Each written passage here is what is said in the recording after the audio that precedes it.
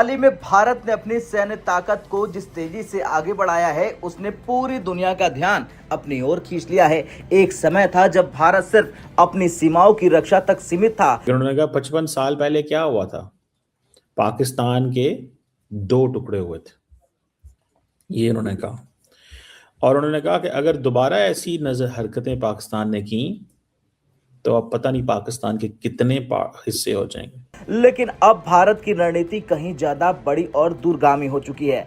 ऐसे में आज हम बात करेंगे उस मिसाइल टेक्नोलॉजी की जो भारत को दुनिया के सबसे शक्तिशाली देशों की कतार में खड़ा कर सकती है। और धमकियां दे रहा है कि अब भारत ने कोई हरकत की तो हम कलकत्ता से स्टार्ट करेंगे। ये तुम्हारा ख्वाब था। फौजी की आदत मंदिरों गुरुद्वारों में माथे टेक रही है, गंगा में स्नान कर रही है, नारियल फोड़े जा रहे हैं, सब कुछ किया जा रहा है। क्या तैयारियां उनकी? नहीं भूलना चाहिए कि आज 55 ईयर पहले 1971 में एक बार बंगाल की तरफ नजर उठाने की कोशिश पाकिस्तान ने की थी। अब अग्नि 5 के एक एडवांस वर्जन पर काम कर रहा है, जिसका स्क्रीनशॉट आपके सामने है। जी हां, जब हम दुनिया के सबसे एडवांस एयर डिफेंस सिस्टम की बात करते हैं तो सबसे पहले आता है नाम S-400 Triumph, Russian air defence. नमस्कार दोस्तों, भारत अपनी सैन्य शक्ति को लगातार बढ़ा रहा है। अग्नि मिसाइल का परीक्षण किया गया है और अब इसकी रेंज जो बताई जा रही, कहा जा रहा है कि 10,000 किलोमीटर तक अब ये मार कर सकती है। इससे पहले 5 से 5,500 किलोमीटर तक की ही रेंज थी। अब ये सब देख के पाकिस्तानी काफी शॉक्ड है, क्योंकि पाकिस्तानियों को लग रहा है कि भारत कभी भी ऑपरेशन सिंदूर 2.0 को स्टार्ट कर सकता है। जिस तरह से बयानबाजी हो रही है, जैसे ख्वाजा आसिफ था, ख्वाजा आसिफ ने बोल दिया था कि भाई हम कलकत्ता तक आ जाएंगे। कलकत्ता तक कैसे आ जाओ? कर ये जब बोलते हैं कि भाई हम 200-250 किलोमीटर अंदर आए थे, तो 200-250 किलोमीटर कहाँ अंदर आए थे तुम? आज तक पता नहीं चला, ये लोग खुद नहीं बता पाया। यही ख्वाजा आसिफ था जो बोलता था कि भाई पाकिस्तान की जीत के जो सबूत हैं वो सोशल मीडिया पे हैं, और आज ये धमकियाँ देने पे लगे हुए हैं। अभी इन्हें पता नहीं है जो ऑपरेशन सिंदूर 2.0 हो गया तो फिर ही घुटनों पे होंगे और सीज फायर की भीख मांग रहे हो। आप इस सब के बारे में क्या सोचते हैं? कमेंट बॉक्स में जरूर लिखिएगा। वीडियो अच्छा लगे तो लाइक करें, शेयर करें, चैनल को सब्सक्राइब करना ना भूलें और बेल का आइकन प्रेस कर दें लेटेस्ट नोटिफिकेशन के लिए। आइए आगे बढ़ते हैं इस वीडियो। लेकिन अब भारत की रणनीति कहीं ज्यादा बड़ी और दूरगामी हो चुकी है। ऐसे में आज हम बात करेंगे उस मिसाइल टेक्नोलॉजी की जो भारत को दुनिया के सबसे शक्तिशाली देशों की कतार में खड़ा कर सकती है। जी हां, जब हम दुनिया के सबसे एडवांस एयर डिफेंस सिस्टम की बात करते हैं तो सबसे पहले आता है नाम S-400 Triumph, Russian air defence system, और उसके बाद उसका अपग्रेडेड वर्जन S-500। अब S-500 को स्पेस किलर कहा जाता है, क्योंकि ये हाइपरसोनिक मिसाइल से लेकर इंटरकॉन्टिनेंटल बैलिस्टिक मिसाइल तक को ट्रैक और इंटरसेप्ट करने की क्षमता रखता है। लेकिन सवाल यह है कि क्या कोई ऐसी मिसाइल बनाई जा सकती है जो इस तरह के एडवांस सिस्टम को मात दे सके? और यहीं पर भारत का अगला कदम आता है। भारत अब अग्नि 5 के एक एडवांस वर्जन पर काम कर रहा है, जिसका स्क्रीनशॉट आपके सामने है। ये खबर हम इसी के हवाले से बता रहे हैं। ये सिर्फ दूरी ही नहीं तय करेगी, बल्कि टेक्नोलॉजी के मसले में भी एक बड़ा छलांग लगाएगी। अब इस टेक्नोलॉजी में सबसे बड़ा बदलाव होगा MARV टेक्नोलॉजी। आम बैलिस्टिक मिसाइल एक तय रास्ते पर चलती है, जिससे एयर डिफेंस सिस्टम उसे आसानी से ट्रैक कर सकता है। लेकिन MARV टेक्नोलॉजी के साथ मिसाइल अपने रास्ते को बदल सकती है। मतलब यह है कि एयर डिफेंस सिस्टम को समझ नहीं आएगा कि मिसाइल आखिर जा कहां रही है। अब बात करते हैं उस टेक्नोलॉजी की जो पूरी तरह से गेम बदल सकती है।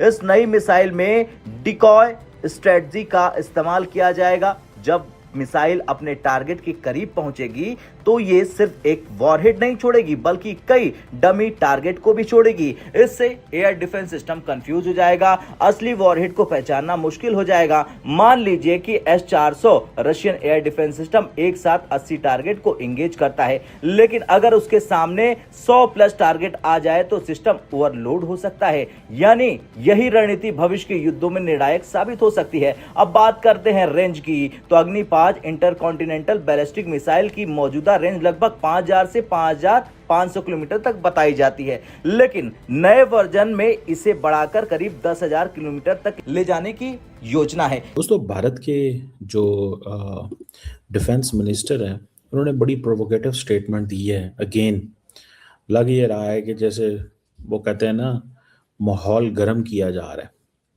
और उन्होंने कहा है जी कि पाकिस्तान का जो डिफेंस मिनिस्टर है, उनको ऐसी स्टेटमेंट नहीं देनी चाहिए प्रोवोकेटिव। हालांकि उससे पहले इंडिया खुद ही प्रोवोकेटिव स्टेटमेंट्स दे चुका हुआ, लेकिन उन्होंने कहा 55 साल पहले क्या हुआ था, पाकिस्तान के 2 टुकड़े हुए थे, ये उन्होंने कहा। और उन्होंने कहा कि अगर दोबारा ऐसी हरकतें पाकिस्तान ने की तो अब पता नहीं पाकिस्तान के कितने हिस्से हो जाएंगे। जरा सुनिएगा, इंटरेस्टिंग नैरेटिव है ये भी। ऐसे में कुछ बोलना नहीं चाहता लेकिन इसके बारे में इतना ही कहना चाहूँगा कि उन्हें यह नहीं भूलना चाहिए कि आज 55 ईयर पहले 1971 में एक बार बंगाल की तरफ नजर उठाने की कोशिश पाकिस्तान ने की थी, तो पाकिस्तान के 2 टुकड़े हो गए, एक पाकिस्तान रह गया, दूसरा बांग्लादेश बन गया। इस बार यदि हरकत की गई हमारे बंगाल की तरफ नजर उठाने की, तो उसका क्या परिणाम होगा यह भविष्य के गर्भ में ही लिखा हुआ है और इसका पता चल जाएगा। सर, अभिषेक बनर्जी की तरफ से कहा गया कि भाजपा की तरफ से, बड़े नेताओं की तरफ से, मोदी जी की तरफ से कुछ बोला नहीं जा रहा है पाकिस्तान के स्टेटमेंट। अरे मैं देश का रक्षा मंत्री हूं, मैं बोल रहा हूं, अब इससे ज्यादा क्या हो सकता है। यह आवश्यक नहीं है कि हर व्यक्ति बोले, लेकिन इस तरीके का प्रोवोकेटिव स्टेटमेंट पाकिस्तान के डिफेंस मिनिस्टर के द्वारा नहीं दिया जाना चाहिए, क्योंकि एक बार इसका खामियाजा वो भुगत चुके हैं।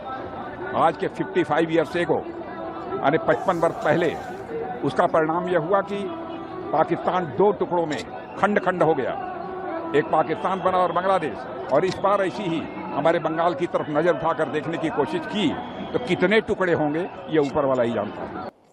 कितने टुकड़े होंगे? एक तो देखिए वो रैली के अंदर ये खिताब कर रहे हैं, इट मीन्स कि इलेक्शन मोड है।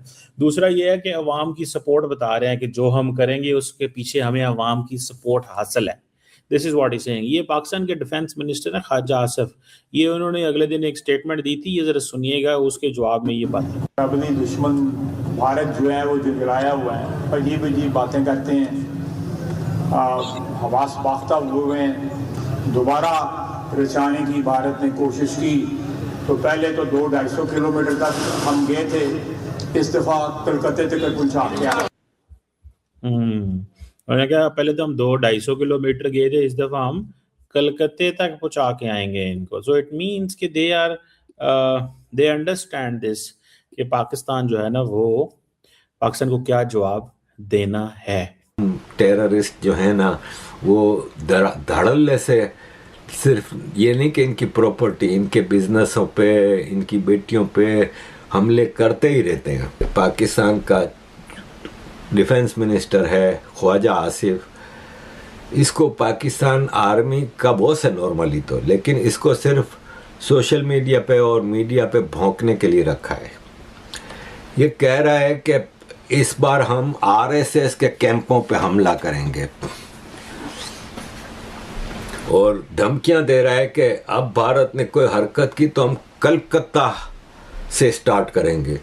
ये तुम्हारा ख्वाब था जब यूनुस को अब बांग्लादेश में लाया गया था, तब तुम लोगों को ये अंदाज़ा हो गया था कि अब हम इन्फिल्ट्रेट करेंगे, बांग्लादेश की गवर्नमेंट हमारे साथ, बांग्लादेश के मौलवी हमारे साथ, हम अब भारत को ईस्ट से हमला करेंगे। लेकिन अब बांग्लादेश में एक नई सरकार आ गई है और तुम लोगों की औकात है नहीं कि तुम लोग ईस्ट पाकिस्तान की तरफ से कुछ कर सको। कलकत्ता तो दूर की बात, तुम अपना जो पाकिस्तान है उसको